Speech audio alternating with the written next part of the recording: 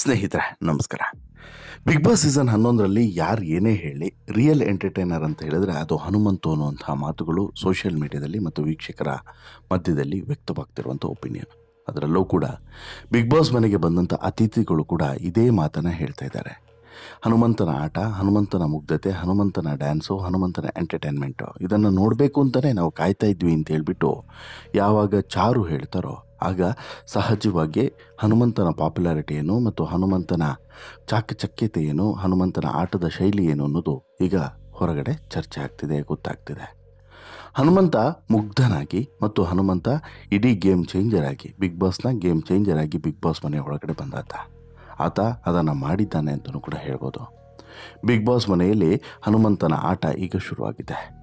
Hanumantha neglected ಅಂತ ಹೇಳ್ತಿದ್ದವರು ಈಗ ಹನುಮಂತನ ವಿಚಾರದಲ್ಲಿ ಬಾಯಿ ಮೇಲೆ ಬೆರಳಿಟ್ಕೊಂಡು ನೋಡುವಂಥ ಪರಿಸ್ಥಿತಿ ತಂದಿಟ್ಟಿದ್ದಾನೆ. ಆಟ ಗೊತ್ತಾಗೋದಿಲ್ಲ, ಆತನೊಬ್ಬ ಮುಗ್ಧ ಅಂತೇಳಿ ಹೇಳಿದವರು ಇಲ್ಲ, ಆತ ಚತುರ ಅಂತೇಳಿ ಈಗ ಹೇಳ್ತಿದ್ದಾರೆ. ಹನುಮಂತನ ಕೈಯಲ್ಲಿ ಯಾವುದೇ ಫಿಸಿಕಲ್ ಟಾಸ್ಕ್ ಮಾಡೋದಕ್ಕೆ ಸಾಧ್ಯವಿಲ್ಲ ಅಂತೇಳಿ ಅಂಡರ್ ಎಸ್ಟಿಮೇಟ್ ಮಾಡಿದವರು ಇವತ್ತು ಶಾಕ್ ಆಗ್ತಿದ್ದಾರೆ. ಹನುಮಂತನ ಆಟದ ಶೈಲಿಯನ್ನು ಕಂಡು ದಿಗ್ಭ್ರಮೆಗೊಳ್ಳುತ್ತಿದ್ದಾರೆ. ಅದರಲ್ಲೂ ಕೂಡ ತ್ರಿವಿಕ್ರಮಿಗೆ ಮಣ್ಣು ಮುಕ್ಕಿಸಿದಂಥ ಹನುಮಂತನ ಟ್ಯಾಲೆಂಟ್ ಬಗ್ಗೆ ಈಗ ಎಲ್ಲರೂ ಕೂಡ ಮೆಚ್ಚುಗೆ ಮಾತುಗಳನ್ನು ಆಡ್ತಿದ್ದಾರೆ. ಅದರ ಜೊತೆಗೆ ಹನುಮಂತ ಮತ್ತೊಮ್ಮೆ ಕ್ಯಾಪ್ಟನ್ ಆಗುವಂಥ ಅವಕಾಶವನ್ನು ಪಡೆದಿದ್ದರ ಬಗ್ಗೆನೂ ಕೂಡ ಈಗ ಎಲ್ಲರೂ ಕೂಡ ಶಾಕ್ ಆಗಿದ್ದಾರೆ. ಹೌದು, ಬಿಗ್ ಬಾಸ್ ಮನೆಯಲ್ಲಿ ಹನುಮಂತನದ್ದೇ ಕದರೀಗ, ಹನುಮಂತನದ್ದೇ ಚರ್ಚೆ ಈಗ. ಬಿಗ್ ಬಾಸ್ ಅಂತ ಹೇಳಿದ್ರೆ ಹನುಮಂತ ಅಂದರೆ ಬಿಗ್ ಬಾಸ್ ಅನ್ನೋ ರೀತಿ ಆಗೋಗಿದೆ. ಎಂಟರ್ಟೈನ್ಮೆಂಟ್ ಇರ್ಬೋದು, ತಮಾಷೆ ಇರ್ಬೋದು, ಅಥವಾ ಯಾವುದೇ ಟಾಸ್ಕ್ ವಿಚಾರ ಇರ್ಬೋದು, ಎಲ್ಲದರಲ್ಲೂ ಕೂಡ ಆಲ್ ಇನ್ ಒನ್ ಆಗಿ ಹನುಮಂತ ಕಮಾಲನ್ನು ಮಾಡ್ತಿದ್ದಾನೆ. ಬಿಗ್ ಬಾಸ್ ಆಟದಲ್ಲಿ ಹನುಮಂತ ಈಗಾಗಲೇ 2 ಬಾರಿ ಕ್ಯಾಪ್ಟನ್ ಆಗಿದ್ದ. ಹನುಮಂತ ತಂತ್ರಗಾರಿಕೆ ಬೇರೆ ರೀತಿ ಇದೆ ಅನ್ನೋದಕ್ಕೆ 3ನೇ ಬಾರಿ ಕ್ಯಾಪ್ಟನ್ ಆಗುವಂಥ ಅವಕಾಶ ಹನುಮಂತನಿಗೆ ಒದಗಿ ಬಂದಿದ್ದೆ ಸಾಕ್ಷಿ. ತ್ರಿವಿಕ್ರಮ್ಗಿಂತ ಹನುಮಂತ ಏನೂ ಕೂಡ ಕಡಿಮೆ ಇಲ್ಲ ಅನ್ನೋದು ಸಾಬೀತಾಗಿದೆ. ಗೌತಮಿ ಜೊತೆ ಸೇರಿ ಹನುಮಂತ ತುಂಬ ಚೆನ್ನಾಗಿ ಆಟ ಆಡಿದ್ದಾನೆ. ಹನುಮಂತನ ಆಟಕ್ಕೆ ಎಲ್ಲರೂ ಕೂಡ ಚಪ್ಪಾಳೆಯನ್ನು ತಟ್ಟಿದ್ದಾರೆ. ಈ ಮೊದಲು ಕಿಚ್ಚನ ಚಪ್ಪಾಳೆಯನ್ನು ಗಿಟ್ಟಿಸ್ಕೊಂಡಂಥ ಹನುಮಂತ ಈ ವಾರ ಬಿಗ್ ಬಾಸ್ ಮನೆಯ ಚಪ್ಪಾಳೆಯನ್ನು ಪಡೆದಿದ್ದಾನೆ ಅಂತಲೇ ಹೇಳ್ಬೋದು. ಡ್ಯಾನ್ಸ್ ಇರ್ಬೋದು, ಎಂಟರ್ಟೈನ್ಮೆಂಟ್ ಇರ್ಬೋದು, ಹಾಡಿರ್ಬೋದು, ತಮಾಷೆ ಇರ್ಬೋದು, ಸಿಟ್ಟಿರ್ಬೋದು, ಜಗಳ ಇರ್ಬೋದು, ಟಾಸ್ಕ್ ಇರ್ಬೋದು, ಎಲ್ಲದರಲ್ಲೂ ಕೂಡ ಹನುಮಂತ. ನಟನೆಯಲ್ಲಿ ಪಳಗಿದವರೇ ಹೆಚ್ಚಾಗಿ ಬಿಗ್ ಬಾಸ್ ಮನೆಯಲ್ಲಿ ಇರುವಂಥ ಸಂದರ್ಭದಲ್ಲಿ ಅವರ ನಡುವೆ ಬೇರೆ ಕ್ಷೇತ್ರದ ಸ್ಪರ್ಧಿಗಳು ಕೂಡ ಬರ್ತಾರೆ. ಬಿಗ್ ಬಾಸ್ ಸೀಸನ್ 11ರ ಟರ್ನಿಂಗ್ ಪಾಯಿಂಟ್ ಆಗ್ತಾರೆ ಅಂತ ಹೇಳ್ಬಿಟ್ಟು ಸಾಬೀತು ಮಾಡಿ ಇತಿಹಾಸವನ್ನು ಬರೆದಂತಹ ಪ್ರಖ್ಯಾತಿ ಹೊಂದಿರುವುದು ಇದೇ ಹನುಮಂತನಿಗೆ. ಕಿರುತೆರೆ ಮತ್ತು ಸಿನಿಮಾ ಕಲಾವಿದರೆ ಹೆಚ್ಚಾಗಿ ಇರುವಂತಹ ಈ ಸೀಸನ್ನಲ್ಲಿ ಹನುಮಂತ ಎಲ್ಲವನ್ನು ಕೂಡ ಉಲ್ಟಾಪಲ್ಟಾ ಮಾಡಿ ಹಾಕಿದ್ದಾನೆ. ಬೇರೆ ಕ್ಷೇತ್ರದವರ ಸಂಖ್ಯೆ ಕಡಿಮೆ ಇದ್ದರೂ ಕೂಡ ವೈಲ್ಡ್ ಕಾರ್ಡ್ ಮೂಲಕ ಬಂದಂಥ ಹನುಮಂತ ಯಾರಿಗೂ ಕಡಿಮೆ ಇಲ್ಲ ಅನ್ನೋದನ್ನು ಸಾಬೀತುಪಡಿಸಿದ್ದಾನೆ. ಹಾಗಿದ್ರೂ ಕೂಡ ಸೀರಿಯಲ್, ಸಿನಿಮಾ, ನಟ ನಟಿಯರಿಗೆ ಟಕ್ಕರ್ ಕೊಡುವಂಥ ಮಟ್ಟಿಗೆ ಬಿಗ್ ಬಾಸ್ ಮನೆಯಲ್ಲಿ ಆ್ಯಕ್ಟಿವ್ ಆಗಿರುವಂಥ ಹನುಮಂತ ಎಲ್ಲರ ಫೇವರೇಟ್ ಆಗಿದ್ದಾನೆ. ತಾನೇ ಮೇಲು ಎಂಬ ರೀತಿಯಲ್ಲಿ ಮೆರೆಯುತ್ತಿದ್ದಂಥ ತ್ರಿವಿಕ್ರಮಿಗೆ ಹನುಮಂತ ಮಣ್ಣು ಮುಕ್ಕಿಸಿ ಪಾಠವನ್ನು ಕಲಿಸಿದ್ದಾನೆ. ತ್ರಿವಿಕ್ರಮ್ ದೈಹಿಕವಾಗಿ ಬಲಶಾಲಿ, ನೋ ಡೌಟ್.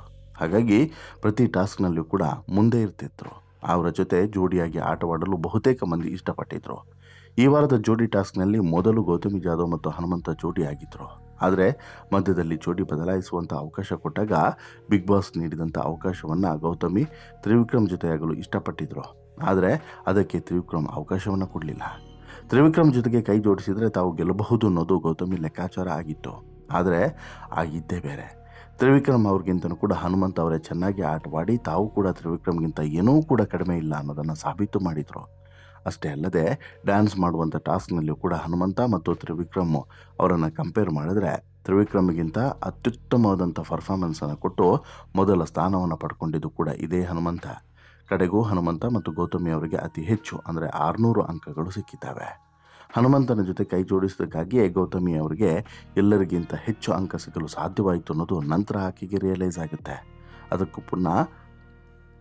ಅದಕ್ಕೂ ಮುನ್ನ ತಾವು ಹನುಮಂತನನ್ನು ಬಿಟ್ಟು ತ್ರಿವಿಕ್ರಮ್ ಜೊತೆಗೆ ಕೈ ಜೋಡಿಸಲು ಮನಸ್ಸು ಮಾಡಿದ್ದಕ್ಕೆ ಗೌತಮಿ ಪಶ್ಚಾತ್ತಾಪವನ್ನು ಪಟ್ಟಿದ್ದಾರೆ. ಹನುಮಂತನ ಎದುರು ಈ ವಿಚಾರವನ್ನು ಹೇಳಿಕೊಂಡು ಕಣ್ಣೀರನ್ನು ಹಾಕಿದ್ದಾರೆ. ಒಟ್ಟಿನಲ್ಲಿ ಹನುಮಂತನನ್ನು ಅಂಡರ್ ಎಸ್ಟಿಮೇಟ್ ಮಾಡಿದವರು ಇವತ್ತು ಮುಸಿ ನಗ್ತಾ ಇದ್ದಾರೆ. ಹನುಮಂತನ ಪರ್ಫಾರ್ಮೆನ್ಸನ್ನು ನೋಡಿ ಬಾಯಿ ಮೇಲೆ ಬೆರಳಿಟ್ಕೊಳ್ತಿದ್ದಾರೆ. ನಾವು ಇಂಥ ಅಂಡರ್ ಎಸ್ಟಿಮೇಟ್ ಮಾಡಿದ್ವಲ್ವಾ, ನಾವೆಂಥ ಮಂಗಗಳು ಅಲ್ವಾ ಅಂತಲೂ ಕೂಡ ಮಾತನಾಡಿಕೊಳ್ಳುತ್ತಿದ್ದಾರೆ. ಅಸಲಿಗೆ ಹನುಮಂತ ಪ್ಯೂರ್ಲಿ ಹಳ್ಳಿ ಪ್ರತಿಭೆ.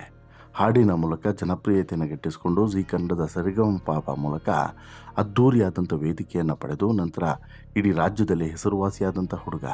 ನಂತರ ಅರ್ಜುನ್ ಜನ್ಯ ಸ್ಟುಡಿಯೋದಲ್ಲೂ ಕೂಡ ಕೆಲಸವನ್ನು ಮಾಡಿಕೊಂಡಿದ್ದಂತಹ ಇದೇ ಹನುಮಂತನಿಗೆ ಯಾವಾಗ ಅವರೆಲ್ಲರೂ ಕೂಡ ಸೈಕಲ್ ಹೊಡಿಸೋಕ್ಕೆ ಶುರು ಮಾಡಿದ್ರೋ ಆ ನಂತರ ರಿಯಲೈಸ್ ಆಗುತ್ತೆ, ಇಷ್ಟೇ ಅಲ್ಲ ಜೀವನ, ಇದನ್ನು ಮೀರಿಯೂ ಕೂಡ ಜೀವನ ಇದೆ ಅನ್ನೋದು ಆತನಿಗೆ ಅರ್ಥ ಆಗುತ್ತೆ. ಇನ್ನು ದುಡ್ಡು ಕಾಸಿನ ವಿಚಾರ ಯಾವುದೂ ಕೂಡ ಹನುಮಂತನಿಗೆ ಅರ್ಥವಾಗದಂಥ ಕಾರಣ ಸಾಕಷ್ಟು ಜನ ನಿರ್ಮಾಪಕರು ಈತನಿಗೆ ಟೋಪಿಯನ್ನು ಹಾಕಿದ್ದಾರೆ ಅನ್ನೋದು ಕೂಡ ಗೊತ್ತಾಗ್ತಿದೆ. ಹನುಮಂತ ಇವತ್ತಿಗೂ ಕೂಡ ಒಂದೇ ರೀತಿ ಬದುಕ್ತಿರುವಂಥ ವ್ಯಕ್ತಿ. ಹಣವಾಯಿತು ಅಂತೇಳಿ ಅಹಂಕಾರವನ್ನು ಪಡಲಿಲ್ಲ, ಪಾಪ್ಯುಲಾರಿಟಿ ಸಿಕ್ತು ಅಂತ ಹೇಳಿಬಿಟ್ಟು ಹಿಗ್ಗಲಿಲ್ಲ.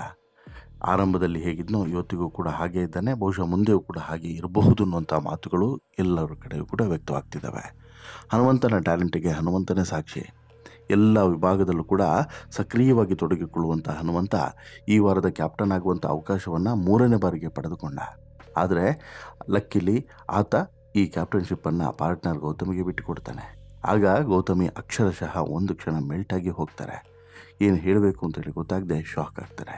ಹೌದು, ಇಲ್ಲಿ ಗೌತಮಿಗೆ ಸಿಕ್ಕಾಪಟ್ಟೆ ಸಾಥನ್ನು ಕೊಟ್ಟಿರುವಂಥ ಹನುಮಂತ ಅಂತಿಮವಾಗಿ ಗೌತಮಿ ಕಣ್ಣೀರನ್ನು ಹಾಕ್ಕೊಂಡು, ನಾನು ನಿನ್ನ ಅಕ್ಕನ ಸ್ಥಾನದಲ್ಲಿ ನಿಂತು ನಿನ್ನನ್ನು ತಮ್ಮನಾಗಿ ಸ್ವೀಕರಿಸಿದ್ದೇನೆ, ಏನೇ ಇದ್ರೂ ಕೂಡ ಹೇಳಬೇಕು ಮಾಡಬೇಕು ಅನ್ನುವಂತಹ ವಾಗ್ದಾನವನ್ನು ತಗೊಳ್ತಾರೆ.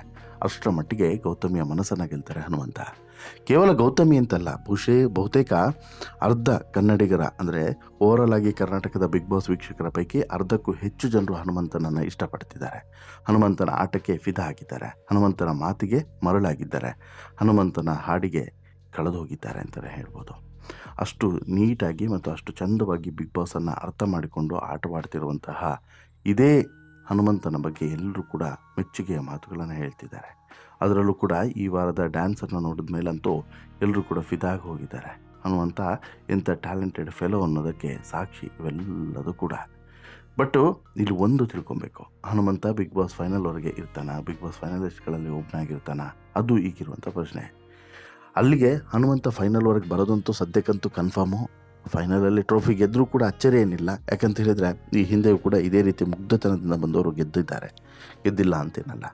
ಆದರೆ ಹನುಮಂತನ ಆಟ, ಹನುಮಂತನ ಆಟದ ಶೈಲಿ ಮತ್ತು ತ್ರಿವಿಕ್ರಮ್ ಅಂತ ಘಟಾನುಘಟಿ ದೈತ್ಯರ ವಿರುದ್ಧ ಸೆಣಸಾಡಿ ಹೋರಾಡಿ ಗೆದ್ದು ಮತ್ತೊಮ್ಮೆ ಕ್ಯಾಪ್ಟನ್ ಆಗುವಂಥ ಅವಕಾಶವನ್ನು ಪಡ್ಕೊಂಡು ಅದನ್ನು ಗೌತಮಿಗೆ ದಾನ ಮಾಡಿ ತಾನು ಮತ್ತೊಬ್ಬ ದಾನಶೂರ ಕರ್ಣ ಅಂತೇಳಿ ಕರೆಸ್ಕೊಳ್ಳೋದು ಮಾತ್ರವಲ್ಲದೆ ತನ್ನ ಶಕ್ತಿ ಏನೋ ಸಾಮರ್ಥ್ಯ ಏನೋ ಅನ್ನೋದನ್ನು ಸಾಬೀತುಪಡಿಸಲು ಕೂಡ ಹನುಮಂತ ಯಶಸ್ವಿಯಾಗಿದ್ದಾನೆ ಅನ್ನೋದರಲ್ಲಿ ನೋ ಡೌಟ್. ಓವರಾಲ್ ಆಗಿ ನಿಮಗೇನಿಸುತ್ತೆ ಸ್ನೇಹಿತರೆ? ಎಲ್ಲ ಬೆಳವಣಿಗೆಗಳನ್ನು ನೋಡ್ತಾ ಹೋದರೆ ಓವರಾಲ್ ಆಗಿ ನಿಮಗೇನಿಸುತ್ತೆ? ನಿಮಗೆ ಇಲ್ಲಿ ಏನು ಮ್ಯಾಜಿಕ್ ಆಗ್ತಿದೆ ಅಂತೇಳಿ ಅನಿಸುತ್ತೆ?